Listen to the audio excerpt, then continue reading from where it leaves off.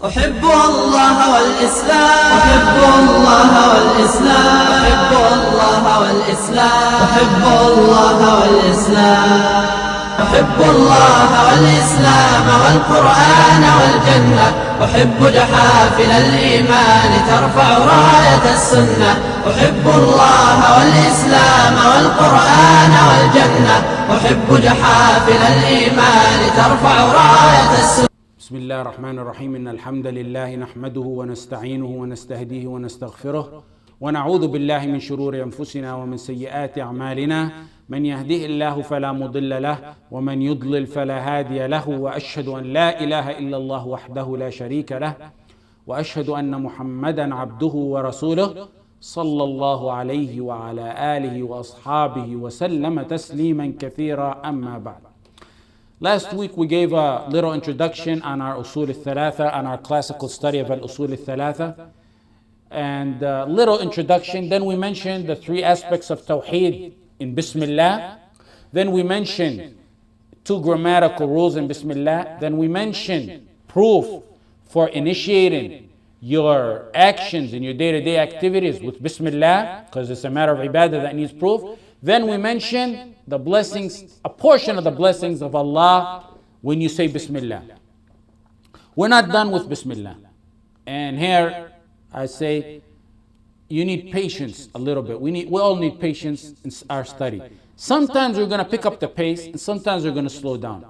Sometimes we're going to pick up the pace because it's obvious, or in the future we're going to study it in more detail. Sometimes like here we need to know it. This is our first verse in Bismillah ar-Rahman ar-Rahim. You have to fully encompass the meaning, and really we can go into more depth in this, but we have to understand as students of knowledge somewhat of what Bismillah ar-Rahman ar-Rahim means. And having said that, when you do your outline, so I won't lose count, write the topic, for example, Bismillah, and then put the numbers under it, or an asterisk and the points that we're talking, because it's a systematic study and it's not sporadic stuff, so organize it. The next point we're going to talk about in Bismillah is, do you say Bismillah or Bismillah ar-Rahman ar-Rahim? The general rule is when there's no specific proof on a certain matter, you can say the entire Bismillah ar-Rahman ar-Rahim. For example, writing a book, you're writing day-to-day activity. You can say Bismillah ar-Rahman ar-Rahim, not just Bismillah. It's mustahab, you can say Bismillah or Bismillah ar-Rahman ar-Rahim. In fact, matters like writing a book, you got proof to back it up from what the Prophet ﷺ did in Sulh al-Hudaybiyah to say the entire Bismillah ar-Rahman ar-Rahim. So matter where there's no specific proof, you can say Bismillah or Bismillah ar-Rahman ar-Rahim. Now, there's matters where there's specific proof where the Prophet ﷺ only said Bismillah. Bismillah without ar-Rahman ar-Rahim. Like eating, for example. Do you say Bismillah or Bismillah ar-Rahman ar-Rahim when you eat? Is it the full Bismillah or Bismillah ar-Rahman ar-Rahim? In this matter, there is specific proof in eating. If there's a hadith in Sunan al-Tirmidhi narrated by Aisha radiallahu anha that the Prophet ﷺ said, when you eat, say Bismillah. If you forget it, then say, in the beginning, then say Bismillah awwalihi wa akhirih. Look at that. He didn't say Bismillah ar-Rahman ar-Rahim awwalihi wa akhirih. In this hadith, the Prophet ﷺ said Bismillah for eating, and he repeated it twice. Once if you say it originally, and the second when what to say if you forgot it. In Bismillah in the beginning, and if you forget it, you say Bismillah awwalihi wa akhirih. This hadith is also narrated by Ibn Mas'ud. In this hadith, Ibn Hajar rahimahullah said, this hadith is the most forthright hadith on this matter, meaning saying Bismillah when you eat. The problem, for example, is An-Nawawi in his book Al-Adhkar said, it's better to say Bismillah ar-Rahman ar-Rahim when you eat than it is to say Bismillah. Ibn Taymiyyah said it's permissible to say Bismillah ar-Rahman ar-Rahim. However, Ibn Hajar commented on a Nawawi statement saying, I don't know where there's any proof to say it's better to say Bismillah ar-Rahman ar-Rahim than it is to say Bismillah. The Prophet ﷺ said in a hadith narrated by Samura, if I tell you a hadith, don't add to my saying. Hadith Samura. And the Nabi ﷺ قال, إذا حدثتكم حديثا فلا تزيدن علي. Don't add to a hadith I tell you. Don't add, the general meaning of it is when you learn something, don't add to that hadith. But it also means in application in ibadah, you yourself, when you apply the ibadah, don't add. Don't add. If he didn't say Ar-Rahman Ar-Rahim, don't add. The Prophet ﷺ was teaching a young boy, the hadith we mentioned last week. The Prophet ﷺ does not hide anything, never, specifically when he teaches. He's a legislator, he's legislated. When he sees something, he's legislated. When he told Umar ibn Abi Salama, he said, قُل بِسْمِ اللَّهِ وَكُلْ بِيَمِينِكَ وَكُلْ مِمَّا يَلِيكَ. قُل بِسْمِ اللَّهِ. Say Bismillah. Some say, what's the big idea? What's the big deal here? Why are you making a big deal? Bismillah or Bismillah ar-Rahman ar-Rahim. This issues of ibadah. In ibadah, we adhere strictly to proof. Because anyone who adds to ibadah or any matter of Islam is like saying to Allah and the Prophet ﷺ, you don't know, I want to add a little bit from my own. That's what you're saying when you're adding innovation in Islam. Muslim, in Hadith Muslim, Umara ibn Ru'ayba seen Bishr ibn Marwan. Umara seen Bishr. Umara seen Bishr raising his hands in the pulpit on Friday. He said, may Allah disgrace those two hands. قَبَّحَ اللَّهُ هَاتَيْنِ الْيَدَيْنِ. I seen the Prophet, he's saying, I seen the Prophet ﷺ on the pulpit and he never went beyond this. The Prophet only did this. Where you come up with this? In Nawawi commented and said this, the sunnah is not to raise your hand during the khutbah. I wrote an article on this several months ago because a local masjid here, we're attending Jum'ah and a young khatib got up and he commented on this saying you shouldn't raise your hands and commotion broke out. How you say don't raise your hands? Don't raise your hands. So you can refer to that article in more detail on raising your hands in Jum'ah. Even more than that. Even more than the hadith of Umar. Mustadrak, Al-Hakim. Ibn Umar radiallahu anhu has seen a man sneeze. What do you say when you sneeze? Alhamdulillah. Say Alhamdulillah. The man sneezed in front of Ibn Umar and says Alhamdulillah was salatu was salamu ala Rasulillah. He added was salatu was. Beautiful meaning. Peace and blessing be upon the Prophet Muhammad sallallahu alaihi wasallam. What's wrong with adding that? Some say what's wrong with adding that? It's a nice addition to Alhamdulillah. I sneeze, I say Alhamdulillah wa salatu wa salam ala Rasulullah. Ibn Umar deterred him from that addition. He wanted him to stick with Alhamdulillah, period. The Prophet said Alhamdulillah, period. That's it. Ibn Abdin said it's dislike to add was salatu wa salam ala Rasulullah when you sneeze and say Alhamdulillah. As-Suyuti said it's affirmatively a vilified bid'ah. Alhamdulillah wa salatu wa salam ala Rasulillah when you sneeze. Even though the Prophet ﷺ started some of his khutab with that. Well, what's wrong if you add praise to the Prophet ﷺ to Alhamdulillah when you sneeze? After you sneeze, say Alhamdulillah, period. Because the Prophet ﷺ said Alhamdulillah, period. Then you go when you're done, if someone responds to you when you're done, go say as-salatu wa salam ala Rasulillah 1,000 times. Here we have the issue of eating. The Prophet ﷺ is telling Umar ibn Abi Salama, إِذَا أَكَلْتَ فَقُلْ بِسْمِ اللَّهِ وَقُلْ بِيَمِينِكَ. He didn't say إِذَا أَكَلْت, say Bismillah ar-Rahman ar-Rahim. So we have the Aisha, hadith Aisha and Ibn Mas'ud, the hadith that Ibn Hajar said is the most forthright hadith in the issue, on this issue. So it's best to stick with what the hadith said. There's some other matters where the Prophet ﷺ specified only Bismillah. For example, relationship with a woman, with your spouse. Bismillah, Allahumma jannibna shaitan wa jannib shaitan ma razaqtana. And Bukhari and Muslim. Bismillah, Allahumma jannibna shaitan. You're saying Bismillah ar-Rahman ar-Rahim, Allahumma jannibna shaitan. Hadith Anas radiallahu an, when you go to the bathroom. Bismillah, Allahumma inni a'udhu bika min al-khubthi wal khaba'ith. Bismillah, Allahumma inni a'udhu bika min al-khubthi wal khaba'ith. Look how Bismillah is specified in those. Other than these matters, where there's no specific proof, or a hadith just mentioning Bismillah alone, you're free to mention the entire Bismillah ar-Rahman ar-Rahim. Where the hadith limits it to Bismillah, stick to Bismillah. The next point. We're done with Bism. Now let's take Allah. Allah, the sole title for the Lord that fashioned everything. Allah, the sole title for the Lord that fashioned everything. Allah is a name that is only for Allah. رب السماوات والأرض وما بينهما فاعبده واصطبر لعبادته هل تعلم له سميا. Do you know anyone who is similar to him? You know what that question is? This question at the end of this verse, هل تعلم له سميا, it's not a question that needs an answer. It's like a rhetorical question. It's a question that's used to make a point. Some scholars said the meaning of, do you know a similar to him? is that there is no one other than Allah with the name Allah. هل تعلم له سميا, his names. Allah is derivative from the word ilah. The root word is ilah, as Ibn al-Qayyim and others said. Ilah is from uluhiyyah, one-ship. One-ship, one-ship. Ilah is one-ship. That's the root word of Allah. Sibawayh said alif and lam were added to ilah as an honor and ta'zeem. They were added to the root word as an honor and ta'zeem to Allah. When you add it, you add the shadda then, and you take one of the hamza out. So it becomes Allah.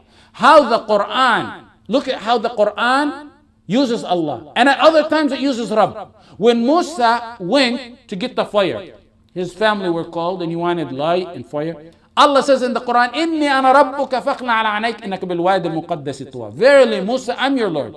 I am your Lord. Take off your shoes. Verily, I'm your Lord. He uses lordship because the setting was that of lordship setting. Allah wanted to tell Musa, I take care of you. I sustain you. He's telling Musa, I protect you. What are those aspects of? I guard you. I nourish you. إِنِّي أَنَا رَبُّكَ. Then shortly thereafter, Allah uses Allah in the same talk to Musa. He says, I've chosen you. So listen to that which will be revealed to you. Verily, I am Allah, la ilaha illa ana. وَأَنَا اخْتَرْتُكَ فَاسْتَمِعْ لِمَا يُوحَى إِنَّنِي أَنَا اللَّهُ. The second time, Allah says, I am Allah, not Rabbuk. Why? Lord and Rabb. He said that a few moments ago, Rabb. Now he's saying Allah. First, Musa was afraid. Allah is telling him, I take care of you, I protect you, I maintain you, I sustain you. Second statement was in a speech where Allah was telling Musa what's requested of Musa. That means, Musa, you need to do this, you need to do that. What are those aspects of uluhiyyah? So Allah uses Allah. The verse said, A'budni, worship me, Musa. Aqim as-salah, perform salah. What are those? When you do those, they are entail TAWHEED al-uluhiyyah. So that's why Allah said in the first one, Inni ana rabbuk. In the second one, He said, Inni ana Allah. Sensitive matters where He could have used either one. But these are show you how sensitive the Quran is and how Allah and Rabb are used. Next point. Allah is different than any other names in many ways. When you call Allah, you say, Ya Allah. With the alif and lam. Alif and lam before mean the. By scholars of linguistic scholars and scholars of the Salaf all said you say Ya Allah. You ever say Ya Al-Jabbar? You ever say Ya Al-Kareem? No. You say Ya Al-Rahim. You say Ya Kareem. You take out Al. Ya Rahim. Ya Ghafoor. In Allah, you say Ya Allah with the alif and lam before it. Unique, unlike any of other Allah's names. Some like Al-Tahawi, Ibn al-Qayyim, use that as proof to substantiate that that's the mighty name of Allah, the one if one uses to make a supplication, Allah will answer. We will talk about that inshallah in the future when we talk about Asma and Sifat in detail. The next point. Allah, the name itself, is not a dhikr by itself. It's in dua, it's in praise, it's in glorification, it's in the shahada, but it's not by itself a form of dhikr that we were taught of by the Prophet Muhammad ﷺ. So you don't go and say 100 times Allah, Allah, Allah. You don't hold the beads and say 100 times Allah. You say Alhamdulillah. You say Bismillah. You say La ilaha illallah. You say Ya Allah, I need this. But Allah, Allah, Allah alone is not a form of dhikr that we were taught. The next point. Allah is the name that all His other names follow. Allah هو الاسم الأصل الذي غيره يضاف إليه. Allah does not follow any of the other names. The name Allah doesn't follow any of the other names. The other names of Allah follow the name Allah. Let me explain it with an example because you might have heard this statement before, but an example is going to clear the confused faces that I see. Al-Quddus, Al-Aziz, Al-Jabbar, Al-Khaliq, all those are a name of Allah. You don't say Allah is the name of Al-Aziz. You don't say that. You don't say Allah is the name of Ar-Rahman. You flip it. You say Al-Quddus is the name of Allah. The first one is improper to say. This one, Al-Aziz is the name of Allah. Ar-Rahman is the name of Allah. The other names follow the name of Allah. You understand? The next point. We previously said in the last class that Bismillah entails all three of your acts, the Tawheed of Uluhiyyah, to Allah. You submit the three toes of Tawheed, form of Tawheed, in Allah. For any matter you say Bismillah. That's in saying Bismillah Rahman Ar-Rahim. Or even Bismillah. We mentioned that in last class. Now I'm going to say the name Allah includes believing in all three types of Tawheed. Implies that you must believe in all three types of Tawheed. Not even the name Allah. The root of Allah, Ilah, is the three types of Tawheed. That entails that you must believe in all Tawheed. الألوهية توحيد الألوهية متضمن توحيد الربوبية بمعنى أن توحيد الربوبية جزء من معنى توحيد الألوهية.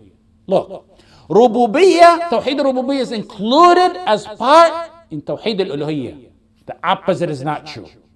So Ilah, the root word of Allah, is Uluhiyyah. Uluhiyyah, worship.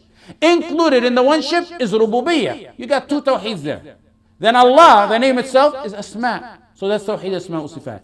That's three Tawheeds in the name Allah. Not even Allah's name, in the root name of Allah, Ilah. Next point.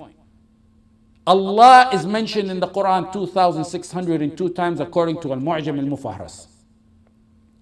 It's the most popular name of Allah. The name chosen out of all the names to say your Shahada. When you say Shahada, Ashhadu an la ilaha illa Rahman. You say Ashhadu an la ilaha illa Allah. Chosen to say your Shahada. When you utter that name, you're not uttering just any name. You're uttering the name of the majestic, the reverend, the sublime. Allah. Allah is the name you shout when you're in fear to gain safety. Allah is the name that if you mention it in something scarce, seeking it to be blessed, it becomes plenty and even more. The name that those who in fear call to attain security and aman. The name that those call for relief when they're in distress, when they're in anguish, when they're in agony, when they're in sorrow. Allah, you call Allah. No one troubled or worried calls the name of Allah except that Allah unveils his troubles and his worries. Allah. Allah, not a poor that clings on to the name of Allah except that Allah makes him affluent. Not an ill who clings on to the name of Allah except that he becomes healthy. The name, when a distress calls, he gets provided with safety. Allah. The name, when a weak calls that name, he gives him power and honor. When an oppressed uses that name and calls that name, Allah, he grants him victory. Allah is the name to call. When you want mercy, call Allah. Allah is the name to call for abundance and blessings. Allah. Allah is the name you call when you want to cleanse your sins. Allah. Allah is not any ordinary name. You feel what Allah's name is? If you one comprehended the name of Allah, he would live in ultimate happiness. The meanings of the names of Allah. When you make Allah magnificent in your heart becomes the strongest, most firm, most pure heart. And at the same time, it becomes a merciful heart because it has Allah in it. Allah. Allah is not any ordinary name. A heart that truly knows the meaning of Allah could never belittle a sin. If it truly knows Allah, the name Allah. When you say Bismillah by fard from Allah, you say Allah's name by fard 17 times. Bismillah you have to say 17 times a day in your salah, in Fatiha. In addition to tens of times you got to say as-sunnah, recommendation. Don't think it's just another normal word you're uttering. Allah is not normal word you're uttering. Some have a higher regard when they're mentioning the names of their bosses and their kings and their spouses and their presidents than they do when they mention Allah's name. Check your level of your iman by knowing your feeling when you hear the name of Allah. وَإِذَا ذُكِرَ اللَّهُ وَحْدَهُ اشْمَأَزَّتْ قُلُوبُ الَّذِينَ لَا يُؤْمِنُونَ بِالْآخِرَةِ. When Allah's name alone is mentioned, the hearts of those who do not believe are filled with disgust. The level of gratification, the level of comfort, the level of content, the level of tranquility and happiness you feel when the name of Allah is mentioned tells you the level of iman you have in your heart. Because of that verse. You're saying the name of the one who raised 7 skies, when you're saying Allah with no pillars to hold them up. You're saying the name of the one who lowered 7 earths under you by the word of kun fayakun. And then he created you from an emitted semen as beautiful and in the best of all stature. Let that go through your mind every time you hear of a sentence with Allah in it.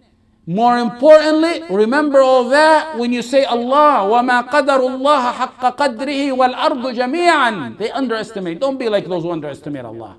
Don't be among those who underestimate Allah. Don't ever be like that when you hear His name. It's something big. It's something huge. They made not a just estimate of Allah. وَمَا قَدَرُ اللَّهَ حَقَّ قَدْرِهِ وَالْأَرْضُ جَمِيعًا قَبْضَتُهُ يَوْمَ الْقِيَامَةِ. And the day of the resurrection, the whole earth will be grasped in His hand. وَالسَّمَاوَاتُ مَطْوِيَّاتٌ بِيَمِينِهِ. And the heavens will be rolled up in His right hand. Subhanahu wa ta'ala amma yushrikun. Glorified be He and high above that those who attribute a partner to Him. Now we're done with Bismillah. Let's move on to the next 2 words. Ar-Rahman, Ar-Rahim. Ar-Rahman, Ar-Rahim, we're going to talk a glimpse about Ar-Rahman, then a glimpse about Ar-Rahim, and then we're going to take notes about both of them. So you're going to say Ar-Rahman, then Ar-Rahim, then notes about both of them. Ar-Rahman. Rahman is the one who has the complete mercy. Mercy that encompasses everything. This name is unique in that it's among the exclusive names to Allah. Rahman is an exclusive name to Allah. It's a name particular to Allah. Wasf, description, like an adjective of mercy. Owner of the great, vast, ultimate, extensive mercy. The ultimate, complete mercy that is exclusive to no one other than Allah. That's Ar-Rahman. Words in Arabic that are in the form or scale of fa'lan indicate vastness and abundance, extensive. Meaning, words that are rhyme, the word fa'lan, like here, Rahman, fa'lan, you see how they rhyme? Mean the entire, complete, ultimate mercy. For example, take it in how it pertains to human being. When you say Ghadban, which is on the rhythm of fa'lan, Sakran, which is on the rhythm of fa'lan, you notice how they all rhyme? Fa'lan, Ghadban, Sakran, Ghadshan, they all rhyme. When you say Ghadban, it means anger, but not anger, complete, enraged, ultimate anger. Ghadshan, thirsty, utmost, entire, complete, full thirst. Likewise, Ar-Rahman, and Allah of course has some prime examples, it means a high scale of mercy that only belongs to Allah. That is mentioned in the Quran, Ar-Rahman 57 times according to Al-Mu'jam Al-Mufaharas. Ar-Rahman, the most compassionate. Ar-Rahman, the most gracious. Okay, that's a glimpse of Ar-Rahman. Now let's take Ar-Rahim. Ar-Rahim is a name which refers to the action, meaning the one whose mercy reaches to others. This name applies to Allah, but restrictly applies to others. Applies to Allah and restrictly applies to others. It's mentioned 114 times in the Quran, like I said, according to Al-Mu'jam Mufaharas. The mercy that encompasses His creation. This word is on the scale of fa'il. This one here is on fa'il. Rahim, fa'il. In Arabic, words on the scale of fa'il are a form, they take it to a form of being intensified form of that action reaching others. Allah is the most merciful to the universe. The most merciful to the universe, to His creation. The name restrictly, keep that word in mind, applies to others. You can have mercy to your children, all of you here, to your brothers, to your family. But of course, there's no way you can merely imagine comparing the mercy of Allah to the mercy of any of His creation, or even the mercy of His creations combined from the time of the creation until the judgment day. You can't even compare. It's not even a feather weight or an atom weight or even less than that compared to the mercy of Allah, who is Ar-Rahman, Ar-Rahim, Ar-Rahim. Even though you may have some type of mercy, which no one can deny, you can never compare your mercy to Allah's mercy. That's what we mean when we say restrictly applies to others. In Surah Ash-Shura, Allah says, لَيْسَ كَمِثْلِهِ شَيْءٌ وَهُوَ السَّمِيعُ الْبَصِيرُ. There's none like Him. He is the all-hearing, the all-seeing. لَيْسَ كَمِثْلِهِ شَيْءٌ وَهُوَ السَّمِيعُ الْبَصِيرُ. In Surah Al-An'am, Allah says, لَا تُدْرِكُ الْأَبْصَارُ وَهُوَ يُدْرِكُ الْأَبْصَارَ وَهُوَ اللَّطِيفُ الْخَبِيرُ. No vision can grasp Him, but He grasps all visions. So that's Ar-Rahman, Ar-Rahim. Now let's take Ar-Rahman. Now in your notes, you put Ar-Rahman and Ar-Rahim together and put asterisks or a dash and then make your notes, or you can number them. We took Ar-Rahman, Ar-Rahman, then we took Ar-Rahim. Now Ar-Rahman, Ar-Rahim together. Taking them both together, first of all, a general review of what we took. In summary, Ar-Rahman is one who possesses the great extensive mercy. Ar-Rahim is the one whose mercy goes on, gives it to His servants in His creation. The phrase Ar-Rahman, Ar-Rahim indicates the great, vast, ultimate mercy of Allah.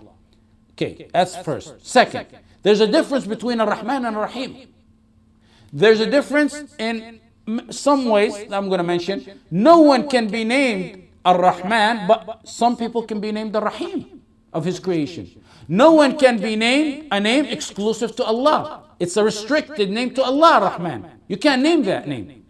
The utmost mercy, the complete, the fulfilled mercy, that's only to Allah. You can't have that. It's not a characteristic in you, so you can't have that.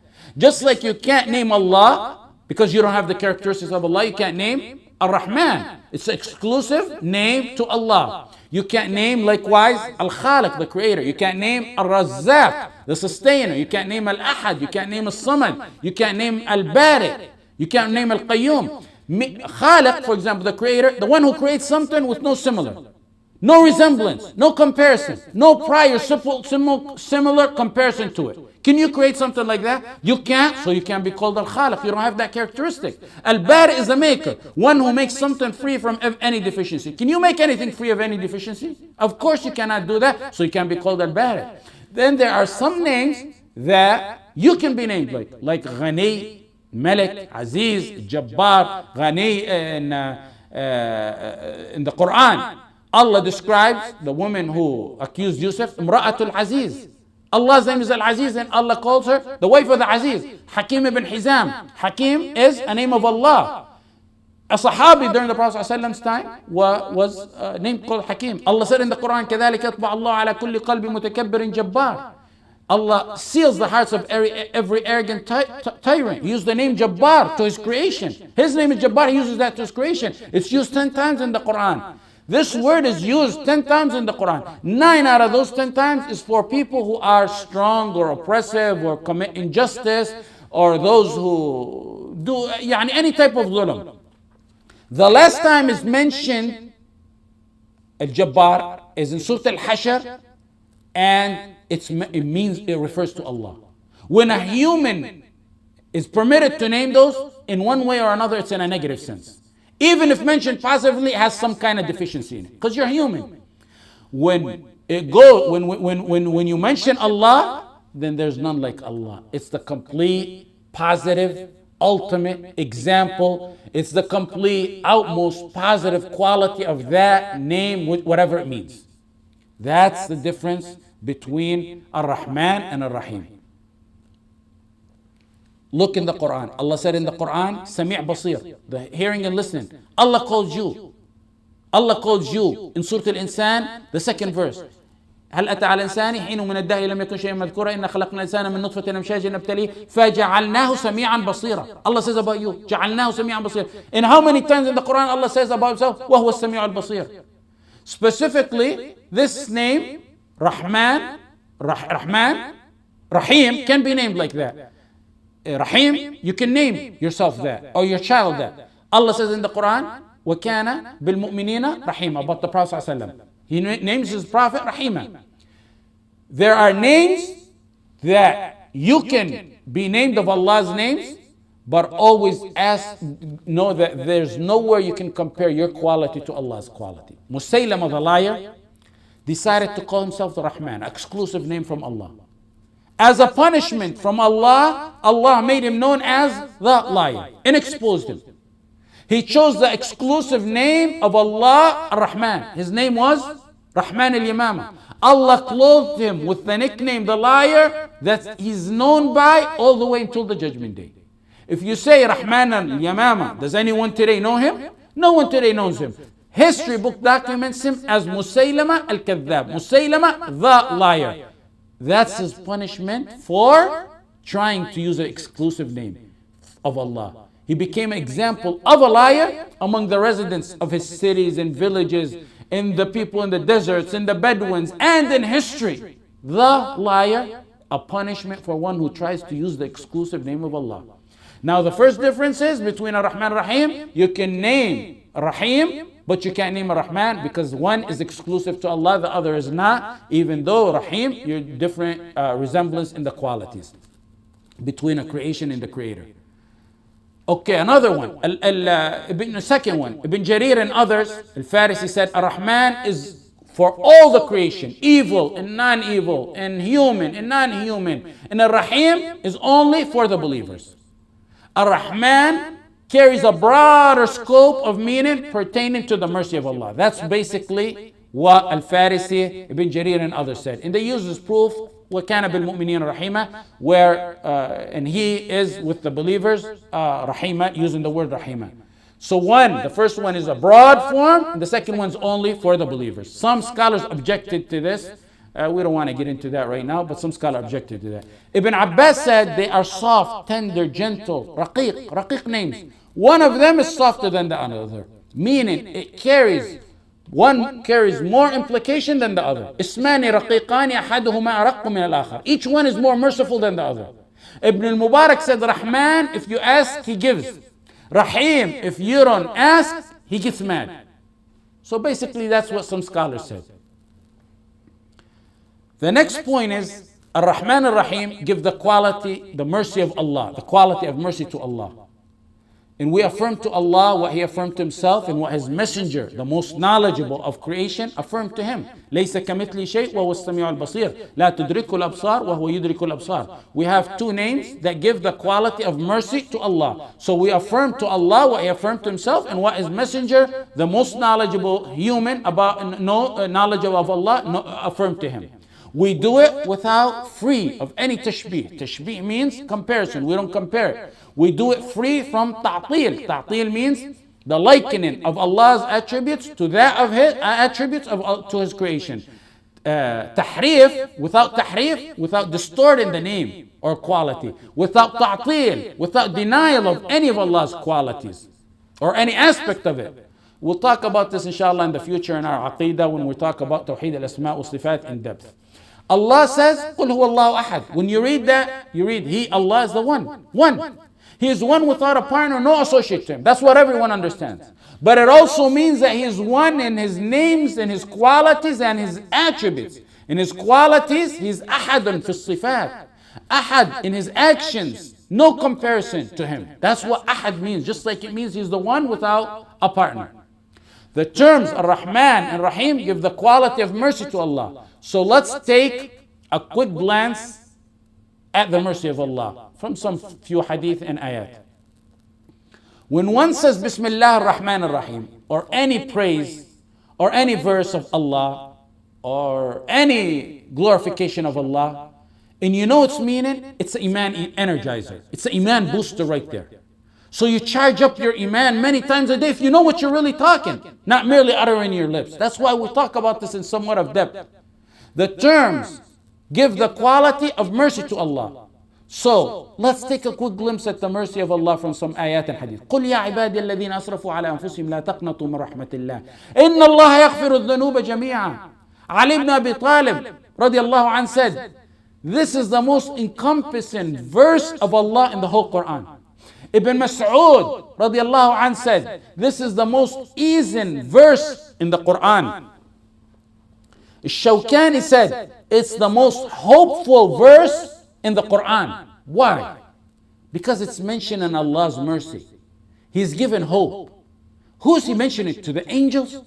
Don't make mistakes, who are obedient to Allah, who are infallible. He's mentioned it to sinners, not just any sinners.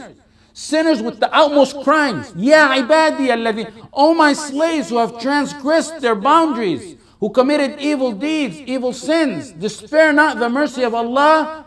Allah forgives all sins. Despair not the mercy, He forgives all sins.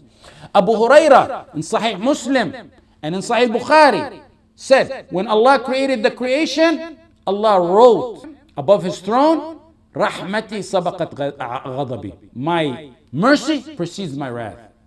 In Bukhari, narrated by Umar, the Prophet ﷺ seen a woman seeking her son.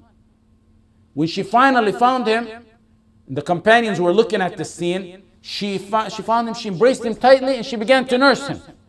It's such a moving scene, an emotional scene. The Prophet ﷺ and the companions were moved by that gentle, tender love of a mother to her child. At that point, the Prophet ﷺ took the opportunity to teach the companions about the mercy of Allah. They seen the mercy of a woman, he wanted to teach them about the mercy of Allah. The Prophet ﷺ said, do you think a mother like that would harm her son? You think a mother like that would put her son in a fire? They said no. They even said, no, wallahi. They said, wallahi, no way. While she's alive? No way. Wallahi, no. He said, Allah is more merciful with His servants than this mother is with her child. Lallahu arhamu bi'ibadihi min hadihi biwaladiha. Some used to make the dua, oh Allah, you know my mother is the most merciful human to me on the earth. And I know you're more merciful to me than my mother is. She would not let a punishment or harm get to me. So Ya Allah, I ask you to save me from any punishment. In Sahih Muslim, Abu Hurairah radiyallahu anh reported that the Prophet sallallahu alaihi wasallam said, mercy has 100 parts. There's 100 parts to mercy. He sent down to the earth one part of mercy, to the jinn. One part goes down to the jinn, to the human, to the insects. And it's because of this one part that they have love amongst each other. It's because of that mercy, one mercy, that they show kindness to one another. It is because, this is all the hadith, it is because of that one mercy that a beast treats its young with affection. Allah reserved 99 parts of the mercy for Him. Do you understand the Rahman al-Rahim now? You understand, does that come to mind when you hear Ar-Rahman al-Rahim? The next and final point on Ar-Rahman al-Rahim is how do I attain Allah's Rahmah? The best way to attain Allah's mercy, practical way, is to say Astaghfirullah. Say Astaghfirullah as a form of dhikr. Look at the verse. Salih told his people in Surah Al-An'am, لَوْلَا تَسْتَغْفِرُونَ اللَّهَ لَعَلَّكُمْ تُرْحَمُونَ. Seek the forgiveness of Allah so that you may receive the mercy of Allah. Continuous dhikr of Astaghfirullah brings you the mercy of Ar-Rahman Ar-Rahim. Allah's mercy is on to the good doers. Rahmatullahi qareebun min al-muhsinin. Musa, when he helped that woman, the two sisters, with water, he said, then he went and said, Rabbi inni liman zata ilayhi min khayr. He showed some mercy, some compassion. It came back onto him. So when you show others mercy, that's the second way of getting it. It comes back at you. فَجَاءَتْ إِحْدَاهُمَا تَمْشِي عَلَى اسْتِحْيَاءٍ. In Sunan Abu Dawood, the Prophet ﷺ said, be merciful to people. On this earth, the one above the heavens will have mercy upon you. Be merciful to others in this earth. Your compassion to your wife, your mercy to your wife, your kids, your students, your employees, those you supervise, animals, showing compassion to them, helping them, showing a mercy like Musa did, comes back at you. This is by the hadith. Rahmatullahi qareebun min al-muhsinin. The Anas served the Prophet ﷺ 10 years. Never once did he reprimand him. You think he never did any mistakes? Well, keep that in mind when you treat others to attain the mercy of Allah. Should we go on? I think we'll probably stop here. The next point that we're going to go talk about, inshallah, next week is we're going to start I'lam Rahimakallah. The first book, the first statement of the author is I'lam Rahimakallah. And like I said, inshallah, it's going to speed up. As time goes by, when you get the trend into how we're studying this, there's one or two things, inshallah, will happen. Either we'll add another day to the week, it'll be 2 days a week, and then keep going over weeks, over month, adding. Or there's another way to go about it. Start with another of the Islamic sciences or the mothers of the knowledge, mustalah, tafsir, or hadith, or fiqh, the ones that we're planning on studying. What we'll do is we'll ask you and those brothers who study with us from all over, brothers and sisters who study with us all over the world, and we'll come up with a conclusion. So either as we progress, 1 day a week is not enough, because we need to finish and go on and move to other things. So as you get a feel of how we're studying this, we'll move it up to 2, maybe 3 times a week, or we could move it up 2 times a week and start another science, inshallah ta'ala. One way or the other, we'll take your input. It's something to think about now. So when we ask for your suggestion, you give it to us. And now, if anyone has any questions, we will take them, inshallah.